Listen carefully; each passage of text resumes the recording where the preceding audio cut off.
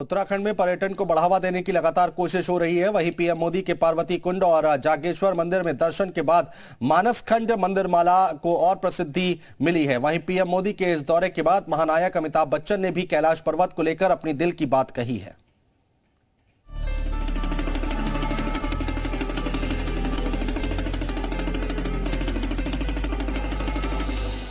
PM Modi का उत्तराखंड दौरा अब तक चर्चा में है। पीएम मोदी ने गुरुवार को उत्तराखंड का दौरा किया था।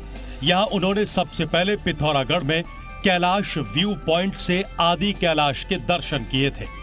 फिर भारत चीन सीमा से सटे गुंजी गांव गए थे। बाद में अल्मोड़ा में जागेश्वर धाम पर माथा टेका।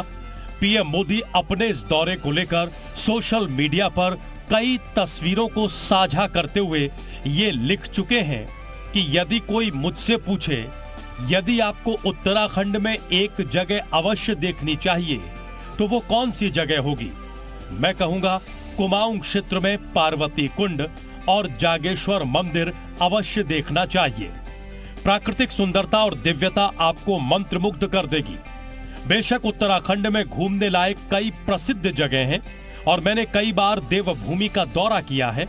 इसमें केदारनाथ और बद्रीनाथ के पवित्र स्थान शामिल हैं जो सबसे यादगार अनुभव है।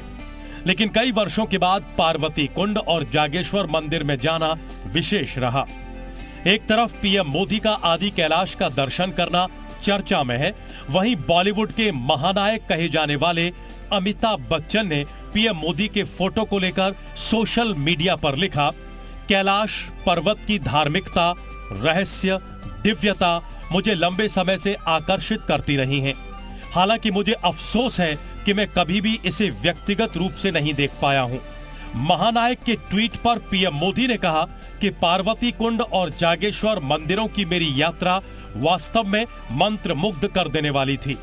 इसके साथ ही पीएम मोदी ने महानायक अमिताभ बच्चन को खास न्योता भी दे दिया।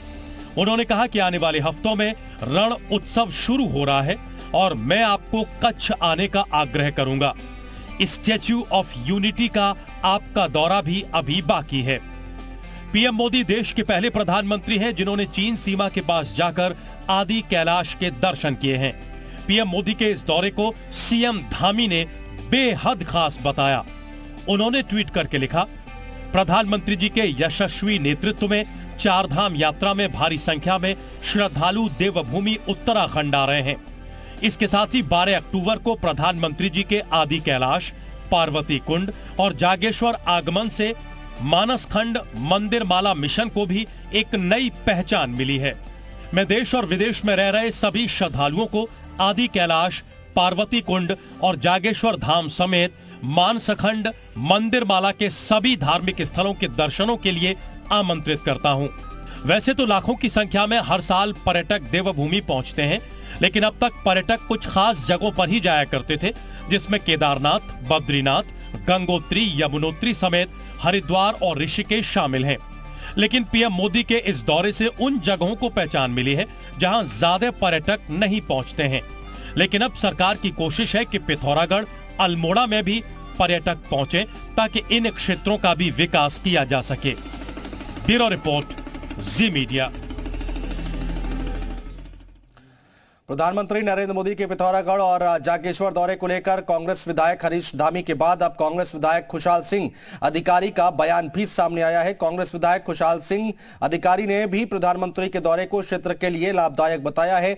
जहां पहले कांग्रेस विधायक हरीश धामी ने पिथौरागढ़ के सीमांत क्षेत्र के लिए प्रधानमंत्री के दौरे को बेहद फायदेमंद बताया था, वहीं अब विधायक खुशहाल सिंह अधिकारी का कहना है कि उनकी विधानसभा के आसपास तमाम क्षेत्रों में प्रधानमंत्री के दौरे से पर्यटन को बढ़ावा मिलेगा। पीएम के उत्तराखंड दौरे से कांग्रेस विधायक खुश और पीएम के दौरे पर बोले कांग्रेस विधायक। पिथौरागढ़ में आपके द्वारा